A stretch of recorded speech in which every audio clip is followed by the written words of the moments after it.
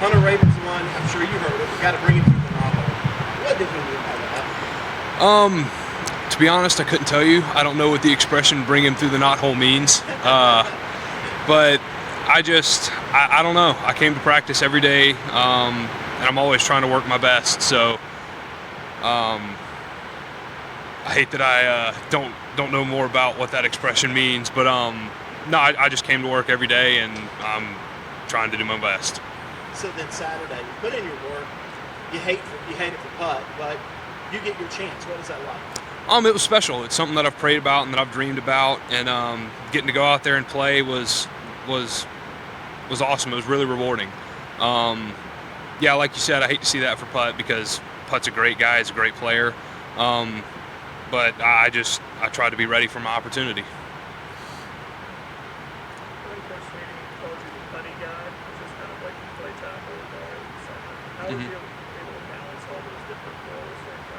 Yeah, it's very tough. I think that I'm more naturally a center, for sure.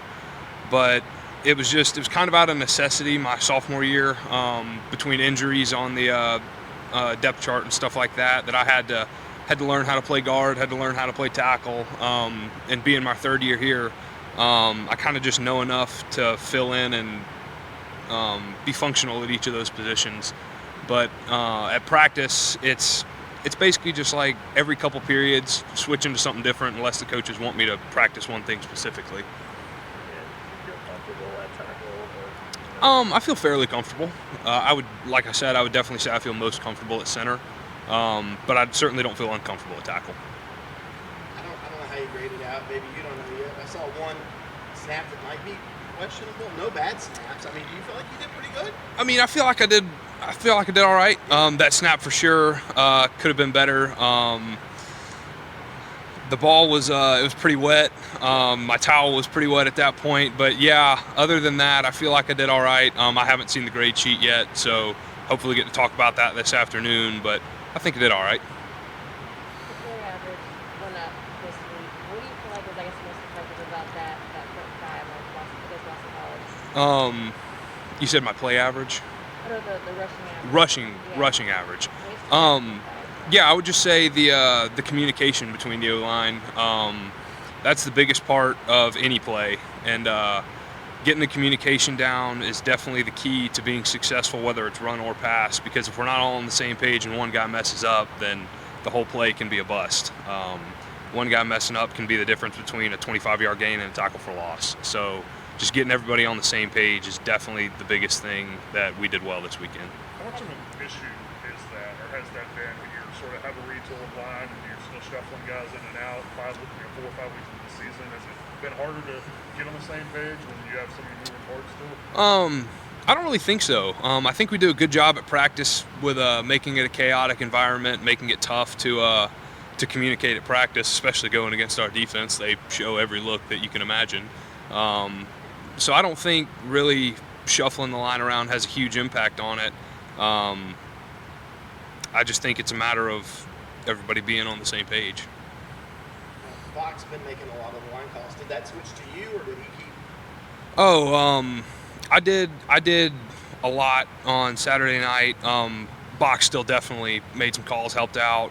Same with Tate.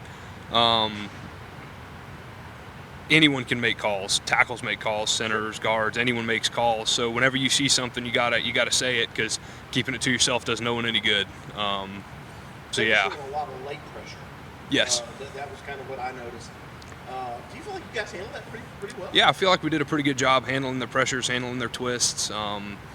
We were ready for it. We watched it all week in film, practiced it on the practice field. So I think we did a pretty good job handling it. I think the coaches were saying that a lot of the mistakes are happening in games weren't happening in practice. So how frustrating was that as an offensive line and an offense? Things just weren't carrying. Yeah, it's extremely frustrating, because we come here, we practice, have great practice all week, and then just for whatever reason just wouldn't carry over. But I think we're all kind of growing up, getting on the same page, getting to the point where it's starting to carry over. Obviously, we didn't get as many points as we wanted to. There was a lot we left on the table. But the offense performed better, in my opinion.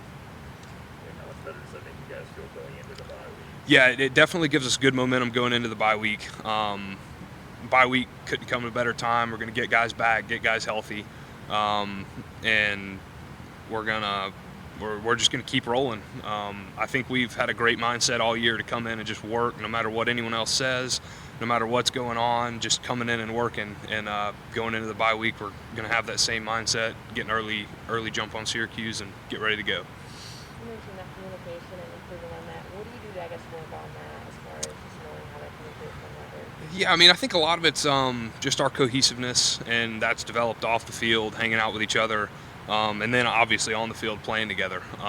Every day, they make it as hectic and chaotic as they can to make it hard to communicate in here, and if we can communicate in here, it makes it pretty easy to communicate on the field. But just being comfortable with one another, trusting that the guy next to you is going to do his job, so you don't have to pick up any slack. You just do your part. Obviously, Jordan and Matt are the leaders, but do you feel kind of a sense do you feel like you can speak up if you have to as a leader? Absolutely. I feel like if I needed to, I could speak up, but Jordan and Matt do a great job. They do a great job in the weight room, great job on the practice field. They're definitely our leaders, and they've definitely embraced that role and done a fantastic job with it. Speaking of that, I don't think being that vocal guy comes easy to DJ. I saw him come over to you guys in the fourth quarter Saturday and say something. Do you remember what he said? And is he starting to take on that role now a little bit more? Trying to be honest, I don't remember what he said. I was just focused on the game. But I think DJ's always done a good job of handling his business. He's a great hard worker, one of the hardest workers we got. He's out here every day, just doing what he can to be as successful as he can be, and in turn helping us be successful. You feel like you guys have to be more consistent in the running game, going forward, if you guys, to make defenses play more honest and be able to sort of maximize your potential, get where you want to be? I think we just got to take what they give us.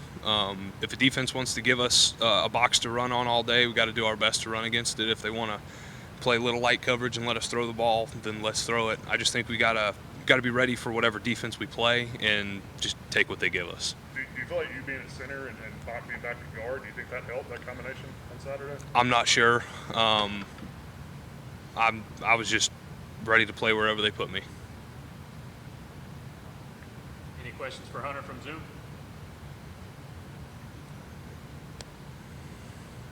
All right. Thank you, Hunter.